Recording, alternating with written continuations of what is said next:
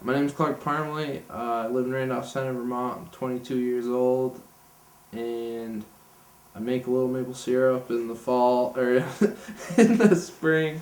We only got like 80 taps, but growing up, we only had like 15 or 20, so I always really enjoyed it. So I'm trying to push it a little more every year, tap more trees, make more maple syrup, or sell more sap or whatever it is. I want to be a part of the sugaring industry, so that's where it's at right now. Right. I just love it. There's nothing really going on this time of year. You can't. I mean, everything's still frozen when you start tapping trees, so there isn't a lot going on in terms of that. And then by the time you're pulling your taps, like the trees are budding, all the snow's off the ground. So I just do it because I like it. I enjoy it, and if I can make money on it eventually, which is what I'm trying to look into, like helping other people with bigger operations or just selling sap or whatever it is. I know there's money in it. We're not making it right now, but I enjoy it. So that's what's important, is that you enjoy what you do, and you worry about the money later. Maybe that's not the most responsible way to think about things, but that's how I'm going right now.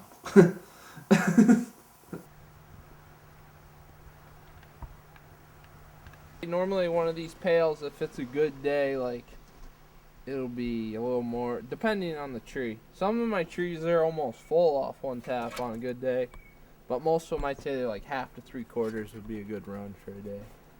I have been working on farms basically my whole life because I grew up on a hobby farm, and when I was 12 I needed money, so I started helping a farmer next door. So I've always been on a farm, but I've always had the impression that you're never going to make a living farming. Whether you milk 300 cows or you have 10 beef cows, you're not going to be able to make it. But after studying architecture and spending a lot of time on a computer and a lot of time with the paperwork, I was just like, I don't really care if I'm going to make money. As long as I can make food, and just do what I want, then I think I'd be a lot better off than I would be in a computer lab or in an office all day. Just because it's about, I don't know, trying to stay happy. And if everyone says do what makes you happy, blah, blah, blah. But then when it comes down to it, they're like, well, you're not going to make money doing that. You got to do this, you got to do that. But I'm going for it. I don't know, like, I'm making some money right now. I don't think there's a lot of jobs out there at the moment anyway, so I'd rather build this up. That wouldn't feel bashful about asking you for something. Right. They still. Last year we didn't get a lot of snow, and the sap ran a lot earlier than it ever has. Well, I don't know if I'd say ever, but traditionally does.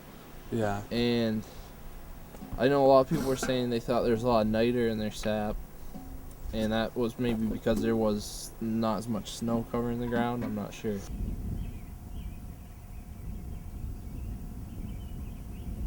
And we got like 18 or 19 gallons, which isn't really a huge money maker when you think about buying fuel and the amount of time I put into it. But a lot of the time that I put into it was a good time. I had a lot of friends over, and I don't know.